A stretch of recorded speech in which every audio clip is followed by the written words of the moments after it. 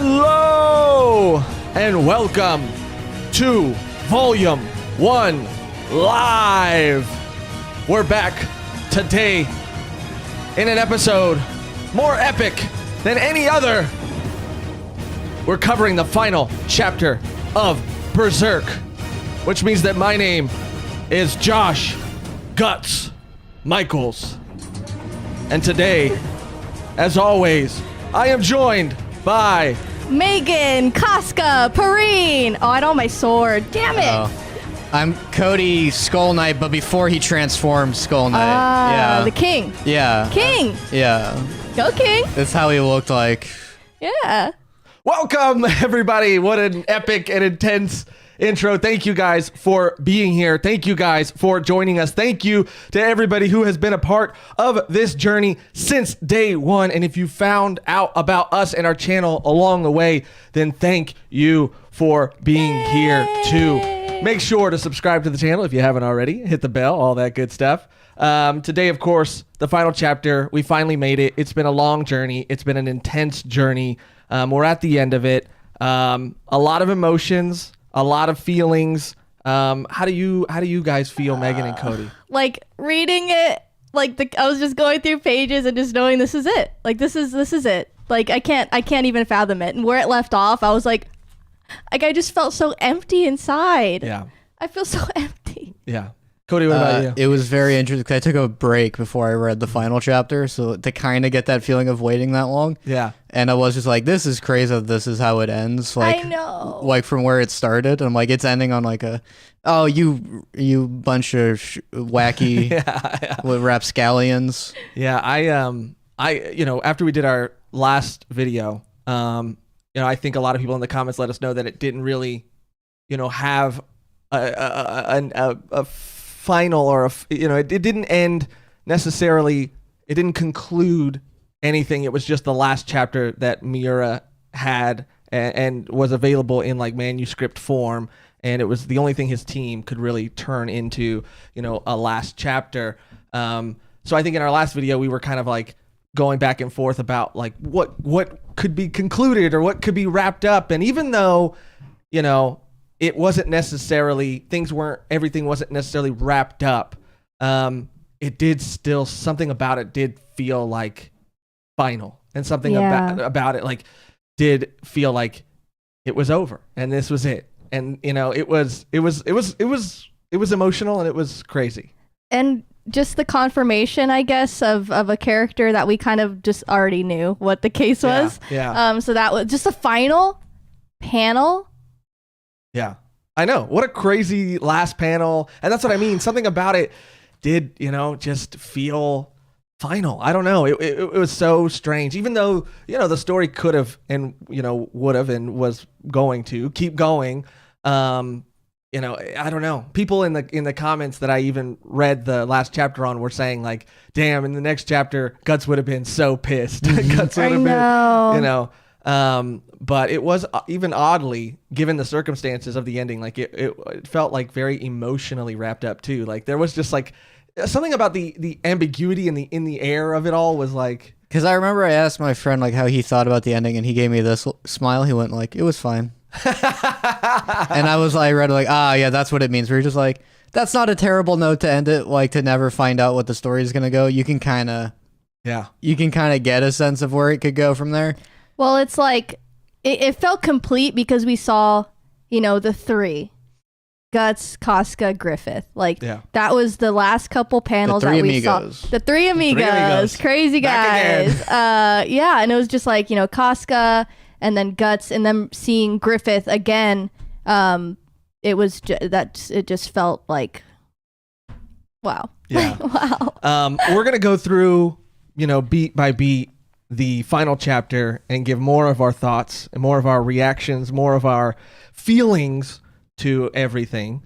But before we get to the end of our journey, we thought it'd be nice to make a montage of moments throughout our, Berserk journey and compile them together and kind of look back on, everything and how we got to this point. So without further ado, I'm going to cue up that clip for us to all watch together. We just wanted to take a moment before starting this episode to pay our respects and to remember Kentaro Miura. He was and always will be a true legend who inspired so many people all over the world. And more than anything, we just want this video to be a celebration of his work. And it just felt weird starting the episode any other way. So with that said, rest in peace, Kentaro Miura.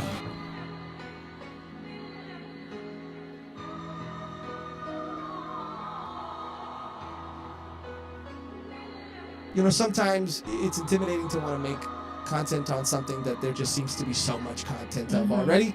But hopefully we can offer something new. We can offer something new. What? And they're in there together, and she's in his eye. So she came with him, and she came in his eye. No, to the realm of the beast. Yeah. I'm just saying I have a new husband. Oh yeah, dude. Of course. Oh, a robot arm. Yeah. Of course. It makes a lot of sense. Dude, oh my god. All you gotta do is just put in the comments anywhere you can find us at. Just put volume done Berserk, and if we get like, I mean, honestly, if we get like one of them, we'll probably do it. But I mean, if we get like 5 of them, I mean, come on, man. And like dexterity and strength united, nothing to beat them, except for a lot of strength. Oh, except for Corcus. Corcus can show up. He comes in and whoops ass. Yeah, and you're like, oh, that's why they put it. Saves the day. Powerful scene, powerful character. And that's another thing too about these ultimate editions that I had to buy Volume 2 as well to read it, because once you promo code, once you go deluxe, you're always willing to pay the big bucks. Band of the Squad. Oh, I love this one. Yeah. Band of the. Don't say cop. Don't say cop. Don't say cop. Because it's a bird. You fucking get your mind out of the you laugh so gutter. hard? Yes, because She loves roosters are chickens. funny and they're tasty. They're chickens. You know what really can't get any worse? Yeah. It gets worse. Yeah. Bro, licking her nipple? I mean, I wanted to die. no, Like, it was hopeless. You could feel it. You were there. Like, imagine seeing that. And it was great seeing high school. High school. Realize that. You remember that? You don't remember that? That's his baby. When all of this was happening. wait, Yeah, the Skull Knight. That's his baby. It was his. Griffith doing that. I'm gonna cry again. Griffith corrupted their baby. Yeah, by doing what yeah, he did. yeah. I get. Oh god. Alright, just focus. Just zoom in on here. really? Yes. I thought it was like a demonic Griffith fucking baby. When he Casca and Guts. corrupted. Yeah. Black Skull Knights. No. when they Yeah, this Griffith guy, a real, not nice fella here. It's never a good thing when you see a lot of cocoons in anything that you read or watch. a good rule of thumb is if you gotta get in a cocoon to transform, then it's Probably bad. Probably Yeah. Probably bad. That's his purpose. He enters the Berserk stage. I don't know when. No, he does. I don't know. It's legitimately what happens. That's the term for it. Whatever you say. If It's gonna be so funny going through the story again when I read through it and just seeing all the time where Gus is just like, just please, just don't hang out with me when it's nighttime. Maybe it was all according to Gus Jr.'s plan. Exactly.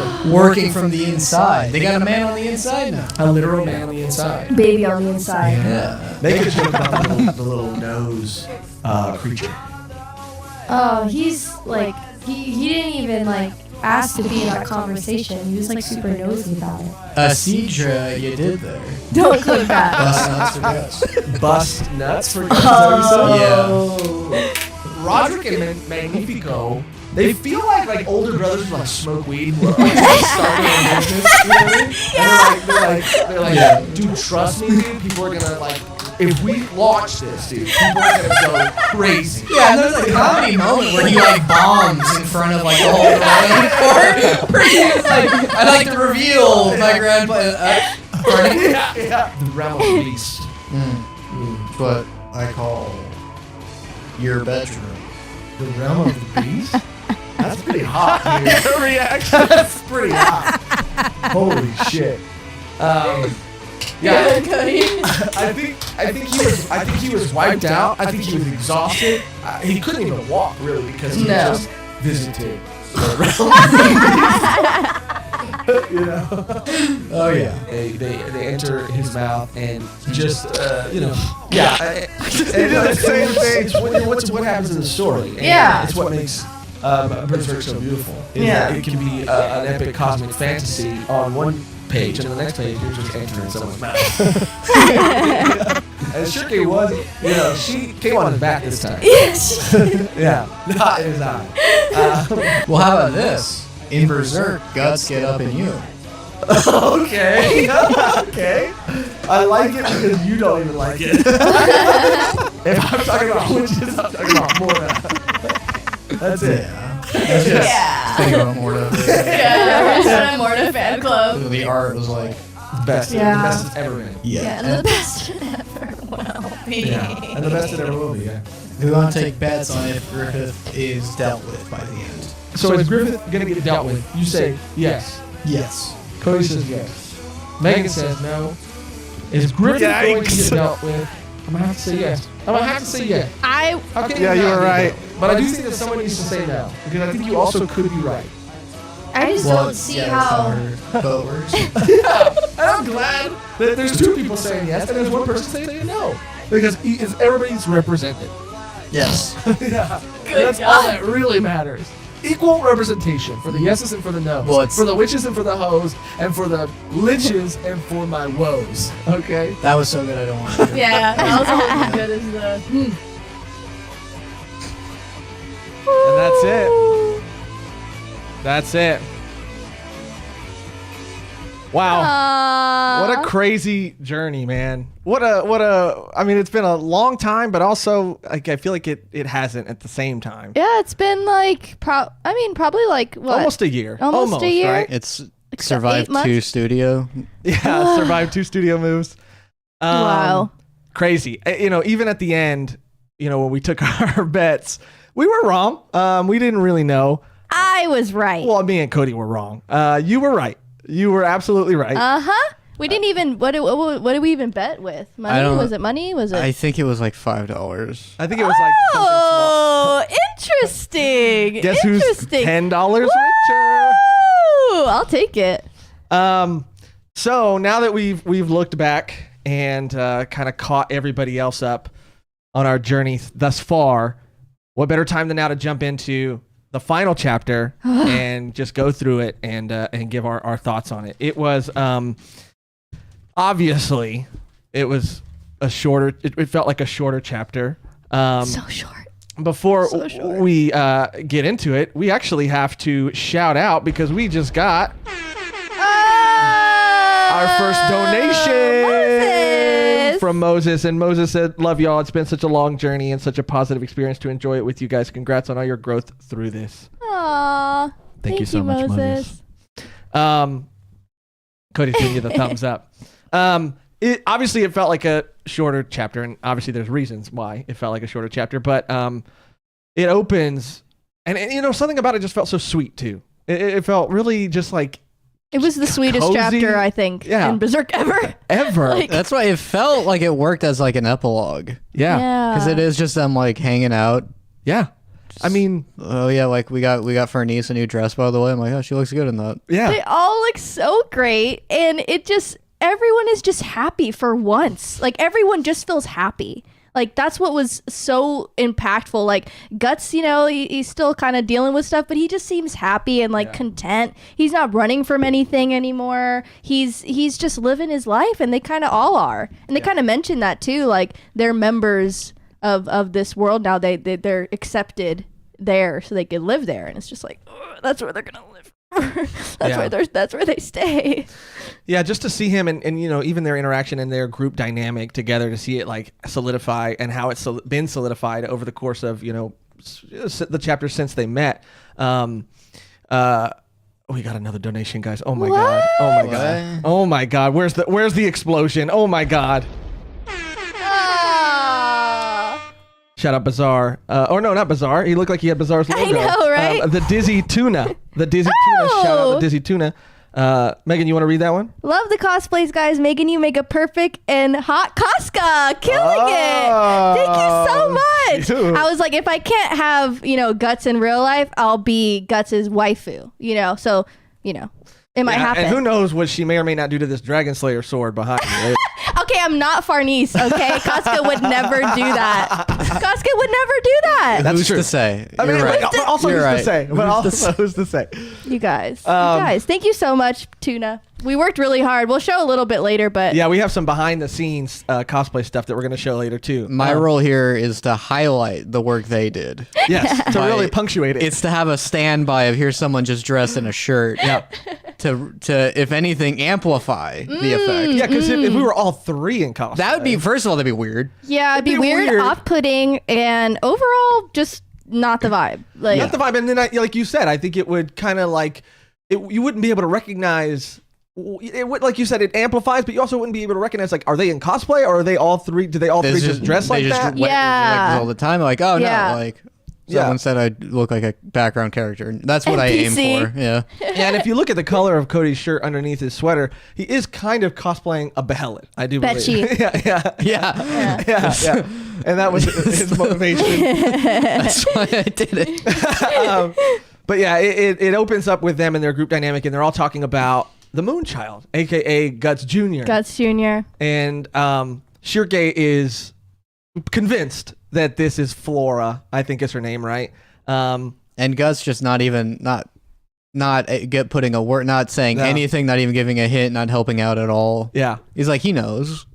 He definitely knows. And he's like seeing her be like, I think it's the king of the... He's like, okay. Yeah, she's like, it's definitely him. And everyone's like, oh shit, you're right.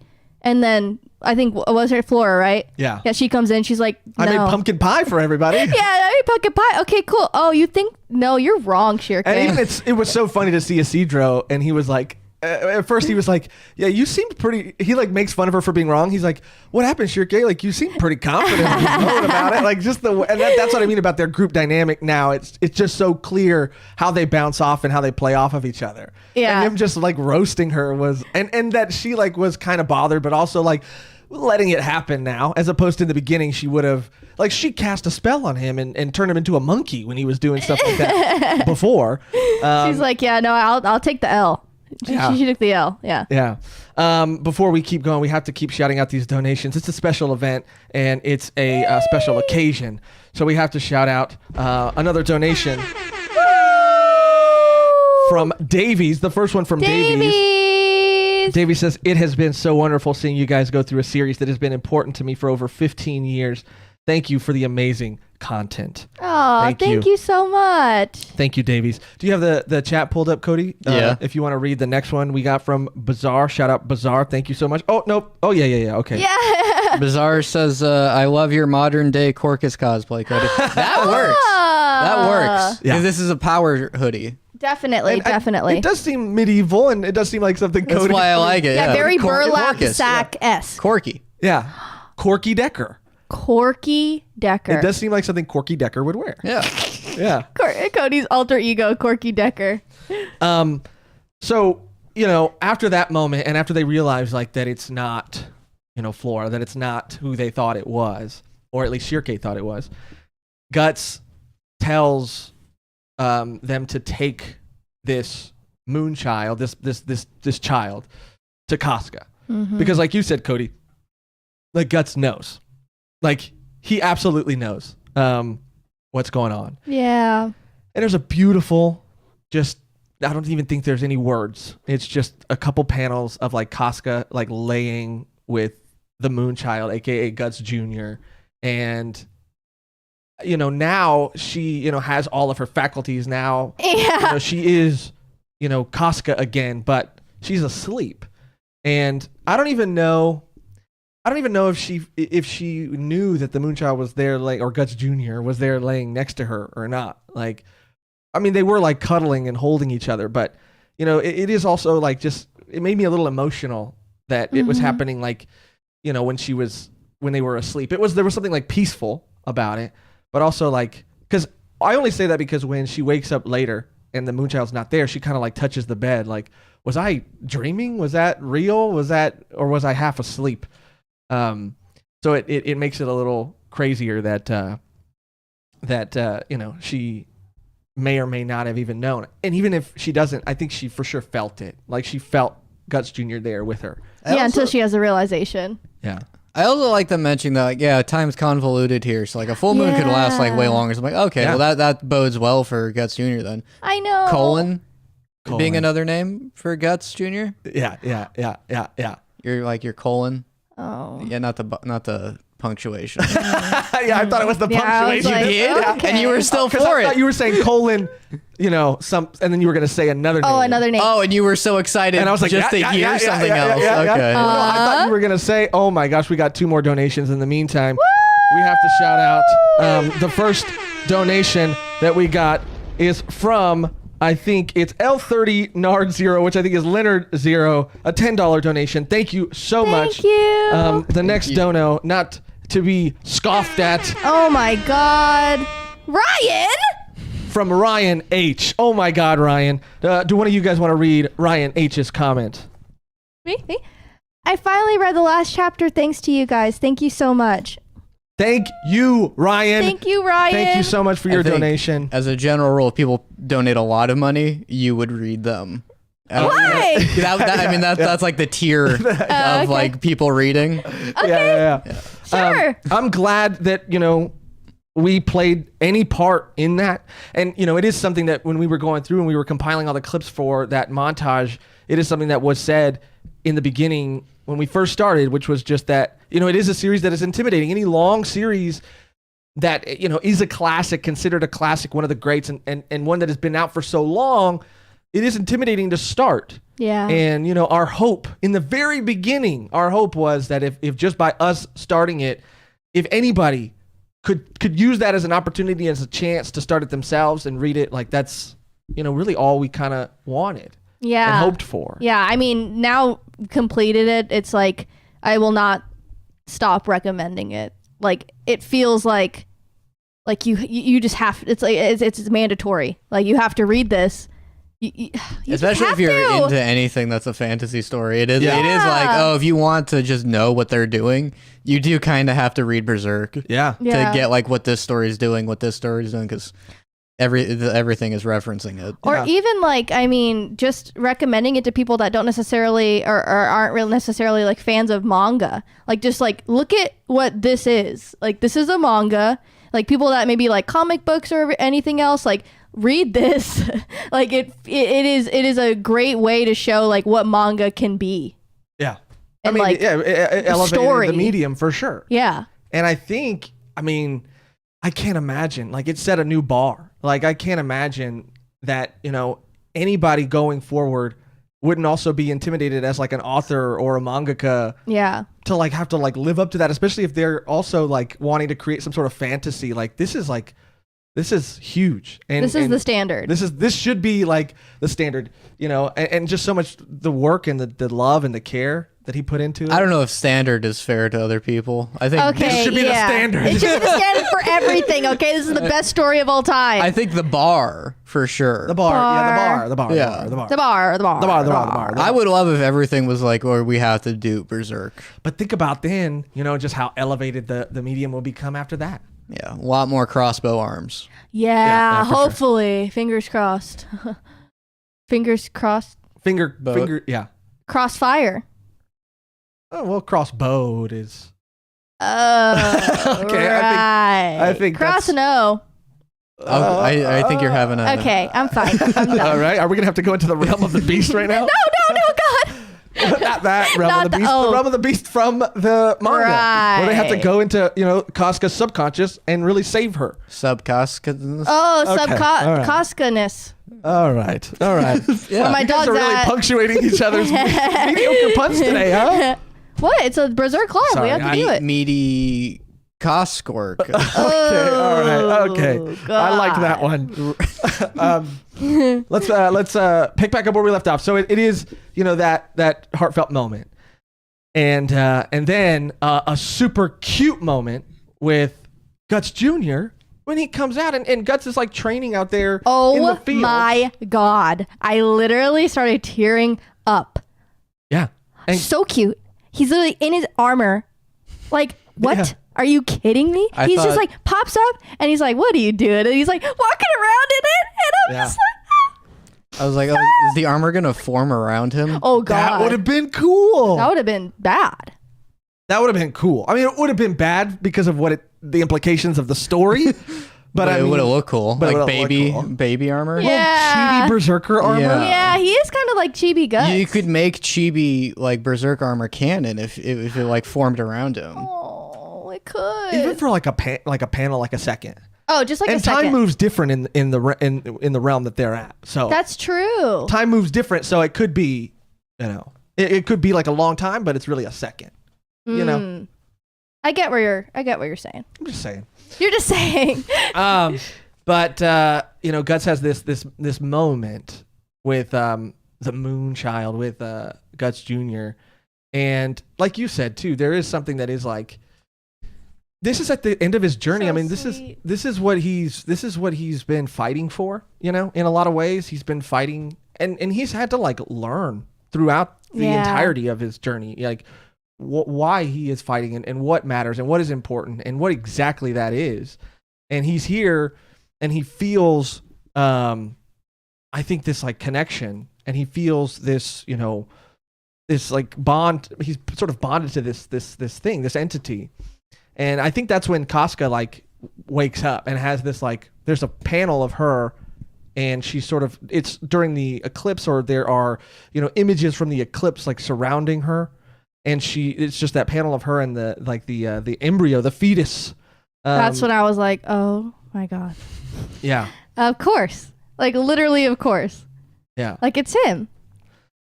Well, I mean, yeah, it's for sure him, and it's always been him. But I think Cody was the one, when we were talking about it previously, I think Cody was the one, and I'm pretty sure where you basically, there was that panel of Griffith, and he was on the ledge. Yeah, and he was like, "Oh, I gotta go now. It's a full moon. Yeah, the dogs are barking. My dogs are barking. There was dialogue that started happening, and because of it being in a manga, you don't know exactly where it's coming from initially, and it starts to say that like, every full moon I would change into a boy. I had this dream that I would change into this boy, and when I would awake from this dream, I would just feel this feeling of loneliness. And then it kind of cuts to and reveals like who it is that is talking, and it is Griffith, and he has changed back from being Guts Jr. to being Griffith. And he says, but even that feeling fades after a short period of time. And it ends, kind of fades like a dream. Like a dream. Oh. I don't know. He was big on dreams. Yeah, he was really Campfire big dreams. guy on dreams. Campfire dreams. Yeah, he was huge. Dreams were like his whole thing. Yeah. Yeah, I know. I mean, he even gave people, or somebody gave people, the dream of the Hawk of Light or whatever. You know what? Griffith really did love dreams a lot. Yeah. Like not even just like aspirations, but like literal dreams. Like he was big on those. Yeah, you should have seen his bed. It was like Dreamcatcher Central. A lot of dream catchers. And he's trying to like stop himself from going over. Yeah. You know what? Like he's trying to create some sort of like dream net to catch his like. That's a Dreamcatcher. Yeah. Yeah, like some sort of like some sort of net. Like we didn't start on the term. But like I think the term dream net, is a little more like accurate than dream catcher. Okay, dude. I mean, I'm just saying. Okay. Walk your way out of that one. Anyway, and it was I was so many emotions, so many things.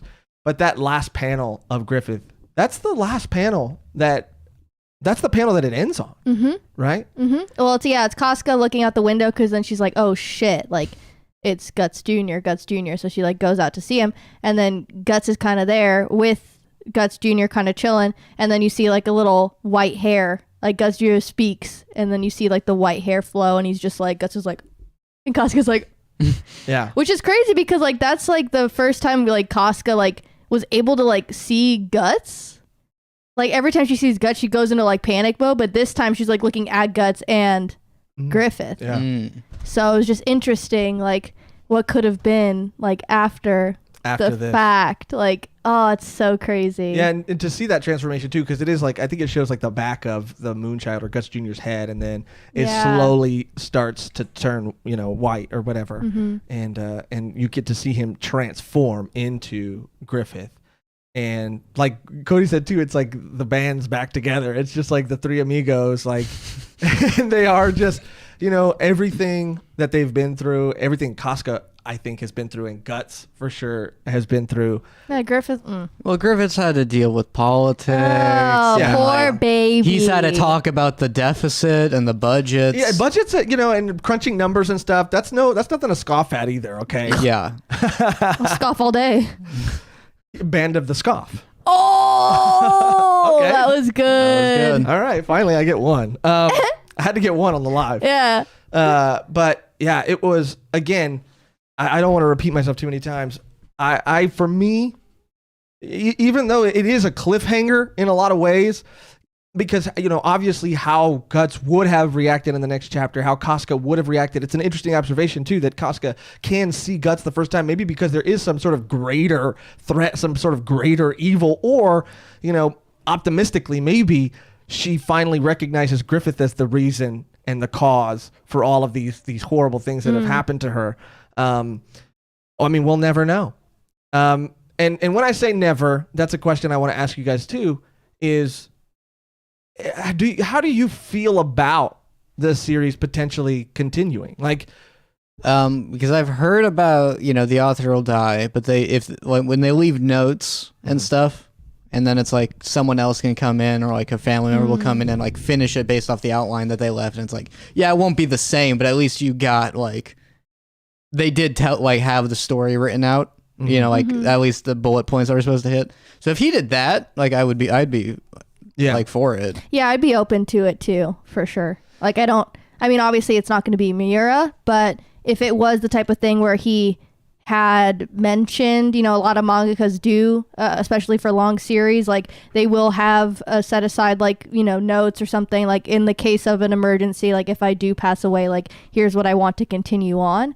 I don't know how much of that he would have had, just because it's been such a long going story. I don't know how much he had written out, how much he had planned for the ending, but even with like creative control, like if he did allow, like I just against going against the wishes of like the creators or the mangakas. Like if he was down for like, if I, pass away and you guys want to take it over, that's fine with me, versus like, don't continue it, just stop it if I do pass away, then I'd be like, okay, then don't, obviously. But if he did say like, I don't mind, then I would be fine with that. Cody? Yeah, along that like if he had like apprentices, it was like, oh, this person like helps me write. Because I hear that too, like, oh, this person was in charge of like keeping track of characters, and like I've kind of like guided. So like if they like basically if they knew the story, there'd be no issue. But if it is just like, yeah, they think they got a good idea of where it's gonna go. Yeah. I think that that's how Game of Thrones season 8 happened, didn't it? Yeah. I think that for me, I don't know if it's a popular or unpopular opinion, but for me, unless Miura specifically stated, and I mean specifically stated, that this was something that he wanted to continue after his passing, I think that for me, I feel like it should be left here, unless, like I said, there's explicitly somewhere there's some document, some will, where he asked for it to be continued. I think that this is, in a lot of ways, a perfect place to end it. Yeah, I'm not unsatisfied. No, strangely, I just neither am I. Feel empty. Like, and I only say, and I only say, there's nothing you can do about that. I know. And I only say strangely because there are so many. It's a cliffhanger. There are so many things unanswered. But I didn't like. It was like, well, the only thing left to answer is, well, okay, so how are they going to deal with Griffith? But it is just like, I am kind of given like I was given like, okay, so they switch at the full moon. They're on an island where times of the day. I am kind of like, oh yeah, you can kind of guess from there where it could go. And you can, in a way, not to I don't know, sound dramatic or whatever, but the ending at this point, it is open enough to kind of make it whatever you want to make it. It's like conclusive enough, but open enough that you have a good sense of where it might have been heading, But you can also like, write it yourself. I mean, not write it yourself, but And like along that line, it is like, like you can kind of figure that Guts and Casca will slowly like get back together. Yeah. Like maybe over like years or months, but you're like, that's probably gonna happen, right? Yeah. That's all I wanted to see. Like, it got teased a couple chapters ago, and I didn't get it, and it crushed my soul, and here we are again. But it did end like on the perfect cliffhanger, because the cliffhanger that it left on just answered a question that has been going on since Guts Jr.'s presence was even a thing. So it was like, oh, this crazy thing that's been ambiguous for a long time. I mean, we kind of knew what it was, but just to have that solidified, like that's what it felt like. Woo! Like if I didn't get that much tied up, it would have felt maybe a little less of a complete chapter, but I was like, that's great. Like perfect. Like I'm fine with this. Let's shout out another donation that we got from Davies. Davies says, seeing throughout the series how Guts reacts to seeing Griffith, first with rage, forgetting who he is, then with anger, tempered by Casca standing behind him, and now bewildered and unsure. Thank you, Davies, for the donation. And because I think, again, the last conversation that Guts had was with the Skull Knight, and was with this the one who forged the Berserker armor, and he was shown pretty blatantly, and it was put to him very bluntly, like and by the mistress of the forest and everything. Like, she had kind of said this to him earlier too, but like, what do you like once you achieve your goal, or once you do whatever it is that you want to do, like what's after that? And he's kind of had this conversation with Godo too, before Godo died. Like, everybody's kind of been telling him, and now with the Skull Knight, he has been able to see what a life of rage and giving himself to this armor completely in order to wipe out Griffith, what that will turn him into. Is that really worth it? Because now he has Casca back. And so is that really what's important to him? And is that what mattered to him? Or is defeating Griffith what matters and is important to him? And also like thinking about like, okay, how's he gonna fight Griffith? Well, like now Griffith has to show up on their turf, no matter where he goes. So it is like, I mean, now Griffith is forced to show up on this island full of wizards. Yes. So I'm like, well, you could probably figure how that could end poorly for him. I mean, Griffith is a member of the God Hand, though. I mean, there's some really powerful. I mean, I think even Skull Knight was still there, and he's somewhere. He's chilling. And Flora. I mean, there's some really powerful people there. And I think you're right. If they all did, like, that would have been awesome too. Like another battle that kind of happened in the woods, the spirit, dimension, or the spirit tree. That sort of battle that happened with the new band of the Hawk when they first were introduced. That was epic. How about this? Sharky. She enters Guts Jr.'s brain, and then when he transforms into Griffith, then she like rips like Danny Phantom. Yeah, rips like him Danny apart. Phantom separates the two. Good, but who's to say that Guts Jr. can survive without having Griffith involved? That's the dilemma. So if you did cut that, I'm sure I just want to like read fanfics of like what people are guessing what the ending like would be of this story, because I know there's probably some, and it's just fun to get more. I mean, honestly, just rereading it at some point is going to be so much fun. Yeah. Obviously the circumstances are, very tragic, but I think ultimately I'm pretty happy with where it ended, and I don't feel like, even as a fan, that I need it or want it to continue. Mm-hmm. If you had to make a face to describe your feelings on it, what would it be? If I had to make a face to describe my feelings on this series, on the ending, it'd be like this. Hold on, let me see if I have this. Okay. It'd be like that. A sad smile and a nod. Yeah, that's good. Yeah. Or like this, like. That's good too. That's good. Cody, you got to make a face now. Oh. Cody, it looked like you were doing something else there. Wait, what? You look like you just saw someone with a fat ass right now. That's how it feels every time I read a new chapter of Berserk. It's the fat ass of manga. It is the fat ass of manga, dude. It really is. Damn, when you say it like that. Yeah, when you say it like that, dude, a lot of things start making sense. A lot of things add up. Mass. We got another donation. Shout out. Rigoberto Solorzano. I am so sorry. Thank you for all the Berserk videos. I've been dealing with severe depression, and while watching your Berserk videos, I would forget. Great cosplay. Josh and Megan makes a perfect Casca. Megan does make a perfect Casca. Thank you. Thank you, Rigoberto. Thank you so much. That was good. Yeah, I've been working on it. I kind of like flubbed it the first time, but I think I got it. You got it. You got it. You nailed it. Thank you for saying that. I'm sorry that you've been going through a hard time right now. There's a light at the end of the tunnel. I'm glad that we could add a little bit of light, that really means a lot to us. And in any small way, if we can help, that means a lot. So thank you, and I hope that you feel better soon. Your donation means the world to us, and we really appreciate it.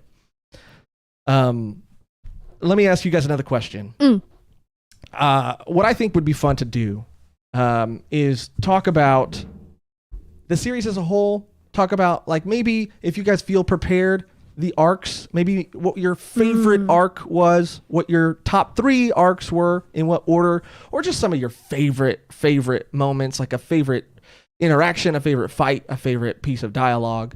I definitely feel like I enjoyed it more as it went on. And when they got to the point where they're like doing like monster hunting, like gigs, I was like, and they start going into the magic system. That's when I was like, all right, yeah, I'm like, this is for sure what I want. And this is what I'll remember it for being. That was, exactly. I felt the same way. Like, because for me, and like, the Golden Age arc and the Black Swordsman arc is so important. And we talked about that before too. And just like as the beginning of a series, like how much it does matter. But I think for me, I feel the same way when they started introducing the realms and, shirke and witches and magic, and it really started to go heavy into like the fetishes and the magical items. Yeah, even in that video, I was like, this is the greatest story of all time. I that video opens with so much passion because I really felt like, even though the Golden Age arc is important and is like an amazingly, tragic and beautiful arc, like, I think for me, just Berserk as a whole, like I really felt like I understood it, and I was like all the way in it. Like, I don't know, that something about during those events, I felt like this is the greatest story of all time. Because it does. and it was, but like it did feel like, okay, I know everyone here. I can see the dynamics happening and forming. Oh, I know that those people don't get along, but they do. They like each other. And so it's like, okay, they're mad. And like, I know everyone's role in the story. And then like, okay, we're going to go against this thing. And I'm like, oh, I know how they can handle that, or blah, blah, blah. And it's just like, I feel like now I'm part of it and I'm in it. Yeah. Megan? I would say, I really, really, really enjoyed, and this is where it kind of took that turn, in Berserk, was the I think it was like conviction arc, like chapters like 111, like 16, 17, 18 chapters of Berserk, where the whole Jill and for sure, the fairy, that was one of my all-time favorite fights in Berserk in its entirety. That was like up there, number 1, number 2. Same. Yeah, that was just great. Like those chapters flew like this. Like I was just like, and that's when I knew, like, damn. Like, I knew before, but that's when I was, like, completely sold. Because that's when it started getting to those magical elements. And I was like, we're doing this now. Okay. Because I knew, like, demons and, like, things like that were involved. But it, like, became so much more mystical. And, like, so great to see, like, Guts and having to deal with, like, more of the brand, like, repercussions of that. And, Puck during these moments where it was great too. Like, all of it just felt... Yeah, Puck's evolution throughout the course of Berserk was, like, fun to see too. And this, I feel like, when it started getting, like, funnier. Like, him and Puck were really, like, bouncing off each other. And I was like, okay, so Berserk's funny now. Okay. It was just, like, great thing on top of great thing. And that's what really, like, made me like really, really fall in love even more than I did before with the Golden Age arc and everything like that. Yeah. Puck was a surprise because normally the magical assistant in stories is always annoying. Yeah. And this like Puck like got fighting moments, and he was like the humor actually landed, and usually it does not land for me when they have that character in other stories. Yeah, you're 100% right. I mean, I even think about, I mean, I'm not a big Legend of Zelda fan, but what's that thing called? Navi? Yeah. Hey, listen. Yeah. Oh, that's pretty good. Let's get to a couple more donations before we go on. We have to thank, what a beautiful name. The Hawk of Light. Woo! Just donated and says, how do you guys feel now, knowing that all the moments that Guts and Casca had with Guts Jr. was actually the three amigos, Guts, Casca, and Griffith? So recontextualizing those moments. So when he was there every time before, that Griffith was also there too. Megan doesn't like it. Was his consciousness there, or was he like just riding the wave? See, I think riding the lightning. Riding the wave, riding the lightning. I think that maybe like he was a backseat driver. Like Griffith was there because he likens it to a dream. So he is aware of becoming Guts Jr. It's just foggy to him. So I think that maybe he does actually have memories and is sort of present during these moments, but he's sort of like just, Guts Jr.'s consciousness is the one in the driver's seat and he's in the background. And that is interesting now to see every time he's helped them out, that Griffith has kind of just like his subconscious or, a part of him or whatever has kind of also been there too. That is wild to think about. It makes me kind of I don't want to think about it.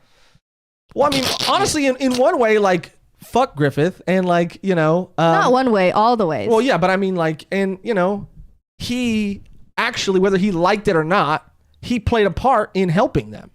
And so that's kind of like... Well, yeah, but they probably would have gotten a lot more help if they got to keep the magic baby that they had. For sure. Yeah. For sure. Because the Guts Jr. was helping out, he was doing all that before Griffith took him over. Yeah. Yeah. But now that was like separate from Griffith. Now Griffith is directly involved in helping him. And I'm sure on some level that drives him crazy and good. Good. Great. Sick. They got another donation from... Flynn the Dark One, who says, R.I.P. Miura. Love all of y'all. Berserk forever. Berserk forever! Thank you so much for your donation. And another donation from Davies. Cody, you want to read this one? Do you have it up? Davies, $5. Yes, sir. Guts going from broken child to troubled youth and traumatized man to actual good father gets me so emotional. Also, someone mentioned Chich. Chich. Chich! Oh, I love Chich. Yeah. Love that bitch. Chich the bitch. yeah. Love Chich. Yeah, dude, I mean, you really do. And that's the beautiful thing about Berserk is that you get to see the evolution of this character, of this person, of this human throughout over the course of this entire story. Yeah. Someone just pointed out that the baby wouldn't be magic if it wasn't for Griffith. Which he did do a thing to make that baby a magical entity. Yeah, which was not good. Yeah. I was looking at another comment. Sorry, we got another comment from... Oh, where's the sound not working? We got to do it. We got to do it with our... Yeah, we got to do the air horn with our own mouth. From Kevin, Fentanyl. Kevin Fentanyl. Fentanot. Kevin, it looks like our hopefully our stream didn't crash. Can everybody see us? Oh no. Hopefully they can. Oh no, there's an eclipse tonight. He says there's a certain point in the Berserk. Maybe his donation just broke the stream. Oh, shooty. There's a certain point in the Berserk Golden Age movies where Casca actually looks like Megan when the animation actually looks good. Yeah, I got this lighter wig because it is from the movies. She has lighter hair, and then obviously in the manga it looks like black hair. People are confirming that the stream is good. Cool. That was scary. That was a little scary. So yeah, I what were we saying about the I had a panic attack right now because my stream deck froze up and I thought Griffith, and he wouldn't have been magical without, or Guts Jr. wouldn't have been magical without Griffith. And that's what I mean. Good, because Griffith, like, well, I mean, like, not good like that, but like, what? Not good like that. Wait, guys, give me a second. Like, wait. Not good like that. Good. Like, which good? No, because I mean, Griffith loaned some of his power to help, whether he liked it or not. I don't know. Whether he liked it or not. So good. So good. Oh god. Oh man. Okay, we got one more donation from Bazaar. Let's see if the air horn works now. Yay! There we go. Oh, can you give Dave yes. and Kevin like honorary bounce? Yeah, you're right. Boom. Bazaar Boom. Said, now that you're caught up, what are your top 3 characters? Oh, shooty. Go ahead. I have my top 3, but I have to figure out the order. Go, Cody. You got it? Skull Knight. Serpico. Corcus. Whoa, Megan, you have yours? Guts. Number 1, of course. Shirke. Yeah. And I want to say Puck. Oh. I want to say Puck. Obviously, Puck was great, but I really like bomb drop Roderick. Yeah, I was thinking about giving him an honorary mention. Yeah. He was really the surprise hit. Yeah. Of the characters where he just comes in, I'm just like, I'm on board for this guy. Immediately. But I love Casca. But like, yeah. Like, it's just hard. He went from like, oh, I assume that's going to be a background character that they like leave, and he's like, no, I'll help you out. Yeah. And he was like, awesome. Yeah, he's like, I'm gonna go get Guts. And he's like ripping his shirt off and stuff. For me, it's Guts, Serpico, Shirke, for sure. Dang. Shirke, I mean, is such an awesome character, and Serpico, I mean that guy has swagger. That's a cool guy, and he's like a pretty chill dude too. He is. He has his moments where he's not chill, and he like really got in like tune with the magical item. Yep. You know, he was like doing wind stuff. He's like, oh, the stronger the bond, the stronger the power. So he's like, and I'm looking at a Seadra, and he's like not doing any of that. I'm like, yeah, it took him a long time. I mean, he barely started to get it when they got to that island. Yeah, and I don't even think he got. I mean, he didn't get it. He started to get it. Started to get it finally, yeah. But for me, yeah, I mean, that's gotta be my top 3. If you guys had to say like an arc specifically, maybe you might not remember, but is there like, do you think for you Conviction arc was your top arc? Or because I know that like, obviously you got Golden Age as like a big contender. Then there's Falconia Fantasia or the Millennium Falcon. It's hard. It is hard. Whatever arc is the one where they fight the trolls and then go to the tree. Because even that battle, dude, and like when the point at which Guts gets the Berserker armor too, from that point forward, it's like wow. And that's like, because I think like that's what, and especially like all the references I've been able to notice, like so much of it comes from that setup. Yeah, and we always mispronounced this character's name, and we probably will again. But yes, Judeu, Rickert. I mean, those are some honorable mentions too. Oh yeah, sure. Of course, Morta. I mean, she's in a separate category. Why? She's in her own category. Oh. She's in the realm of the beast category. Oh God. Yeah, Morta's sick. I really liked her. Yeah, I mean, she was kind of a B word, but. She was tired of her life. But I liked it. It was great. I really liked it. It was okay. Cody, why don't you agree with him? Well, I do, but I'm not gonna say that. Oh, right. Smart. Yeah, you just called Berserk the giant, the fattest ass of manga. What? And he wasn't wrong. Was I wrong? What's your point? You're saying too. You're just gonna say I said a correct thing. I don't. Yeah, he said. I mean, he really hit the nail. That on the was head. so funny. I need it on a T-shirt. Yeah, Berserk, aka the fattest ass in manga. So now that we've gone through and talked about it, this series as a whole, and then I do want to kind of go through the comments. And so if anybody else has any comments or wants to, let us know sort of what Berserk meant to you, like as a whole, the series as a whole, what it meant to you.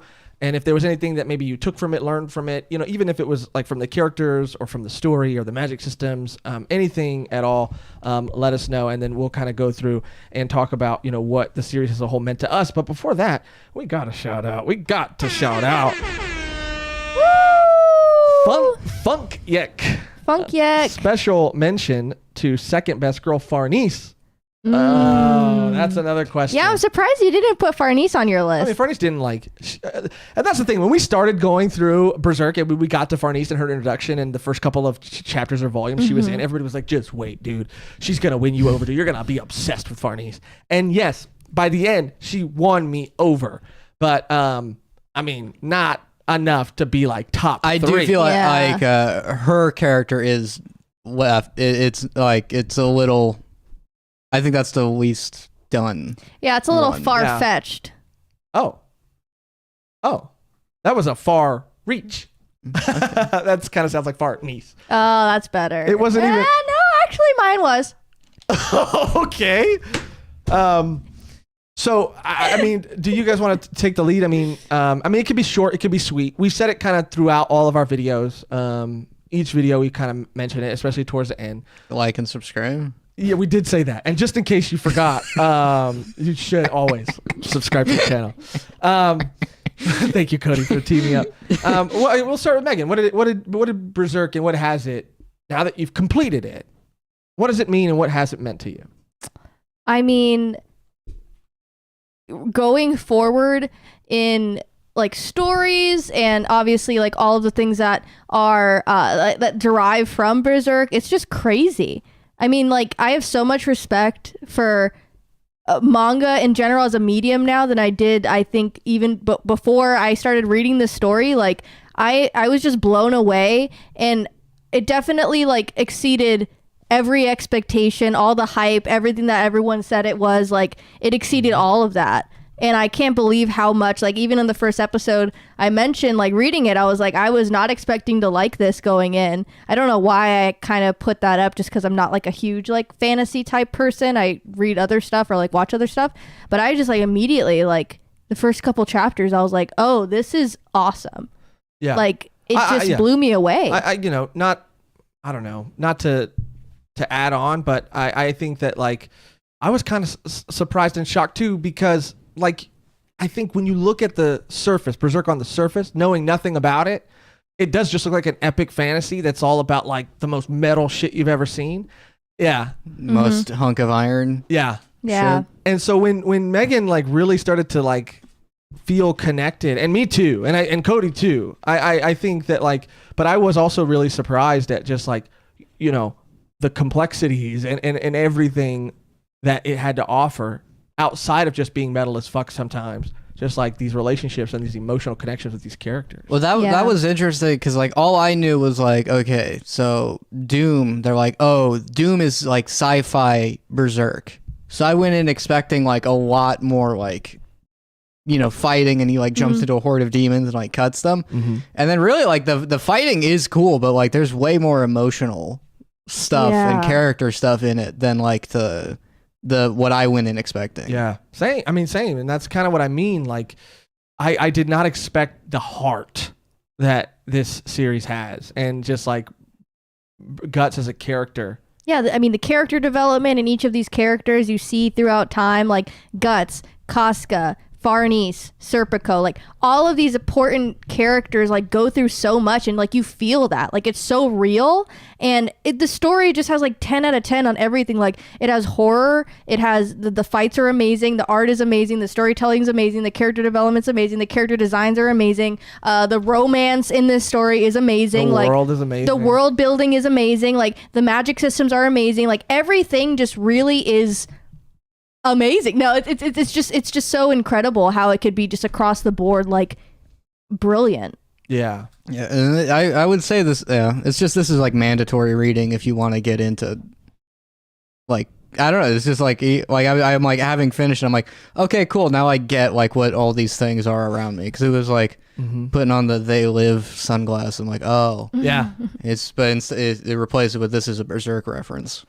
And I think too, like whether you like manga, whether you like anime, whether you like fantasy, like if Lord of the Rings is essential reading for every fantasy fan, then Berserk is on that same list. It deserves to be there, and in some ways is, to me, the connection that I felt with Guts and the connection to these characters is more significant because I've, read The Hobbit and I've read, one of the Lord of the Rings books, and I've seen all the movies, and fantasy in general, like I am a fan of, and magic systems I am a fan of. And I mean, I can honestly say that of the fantasy that I've consumed, Berserk, the level of connection and emotion that I had towards this series, it's pretty unparalleled, I would say. Yeah, totally. And it just, there's a lot of lessons in it. But right now, at this moment, at this table, my, the takeaway for me, and this isn't maybe the number one lesson, but it is, I think, one of the many, and it is just that, like, not to lose sight of, like, what's really important, not to lose yourself fighting for a dream that you might have, and not to neglect the things that are really important to you, and to continue to struggle and to continue to struggle on, and sometimes you'll have to fight your way through life, but once you have achieved, or once you reach, the end of that road, like, to stop and to be thankful and grateful for the things that you do have, and the connections you've made along the way, and the people that you've met along the way. And that, like I said, is not the only lesson. There's so many others, but I mean, for me right now, that one is hitting home for me. And it was also sad. It was so sad. Yeah. It's the saddest thing ever. God, I can't believe it's over. Let's go through some of the comments for a second, and if you guys see any noticeable, maybe in the chat, if you guys see any notice any comments that you'd like to read aloud, we could take a moment to do that. And then I kind of want to just obviously thank everybody for being a part of this journey with us and going through this with us. We do have a couple more things, more lighthearted things that we want to share with you guys. For example, we're going to go through some behind the scenes of the cosplay, and there's a big Berserk secret that that I just thought would be funny to reveal, given the context and the circumstances. Like, it is crazy. We were just given our new girl sonas too. New girl sodas. Oh my gosh! Rigoberto. Megan, you want to read it? Cody's spirit animal is Corcus. You guys remind me of a show called New Girl. Megan is Jessica, Josh is Schmidt. Love it. And Cody is the perfect Nick. LOL. You know what? I haven't seen New Girl, but apparently Nick is like the coolest guy. Nick is cool. Nick is cool. That's why I'm like. But I would say Cody's a Nick because I definitely You're am a Schmidt. Yeah, Like 100% Schmidt. Yeah.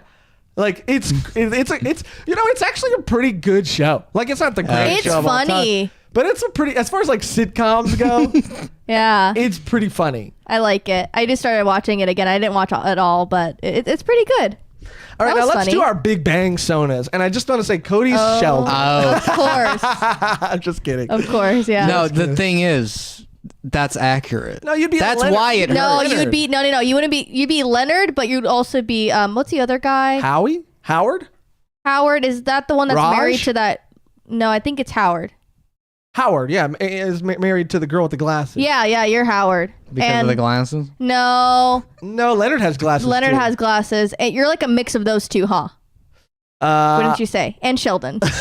Okay. I'm the cast of the Big Bang Theory. Yeah. Cody is the Big Bang Theory. Anyway, we're getting sidetracked, but I just want to thank everybody for being a part of this journey. I mean, being here with us, and like I said, no matter where you found us, no matter what point it was through all of this, like, this has been such a crazy series for us personally. I think for our lives as manga readers, as manga fans, but also like as a channel, like, it's been huge for us. Your support throughout has been huge for us. It really, like.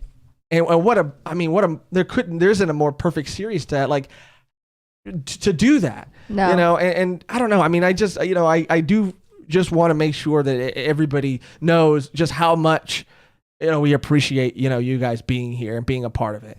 And even just like being here at the end of it, it just feels, you know, like we've said in previous episodes, like bittersweet. It totally is bittersweet.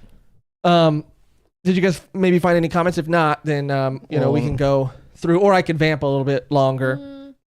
Gotta be a struggler in life. Someone asked Makima versus Berserk. Just Makima versus Berserk in terms of fat ass. But it's like if you're referring to her at the beach, I mean, there's no beating that. I'm sorry, but you definitely. We all saw the panel. Yeah. We all saw the panel. We all know exactly which panel you're talking about. Is this the first series they completed on the channel? No. Actually, the first series. I don't know what the first one was. Hell's Paradise. That was the first one. Yeah. Mm-hmm. And then it was like Pun after. Yeah. Mm-hmm. Yeah, because Hell's Paradise we were figuring, well, let's do all of it next week. And then we did Chainsaw Man? Or was Chainsaw Man the first one? Chainsaw Man might have been the first one. The first one we started. The first one we finished. Well, you know, the first part of Chainsaw Man is finished. The series as a whole isn't finished. But did we finish that by then? We did not finish it before Hell's Paradise was out. Because we finished Chainsaw Man, I think. Because the finale of Chainsaw Man was only like in November.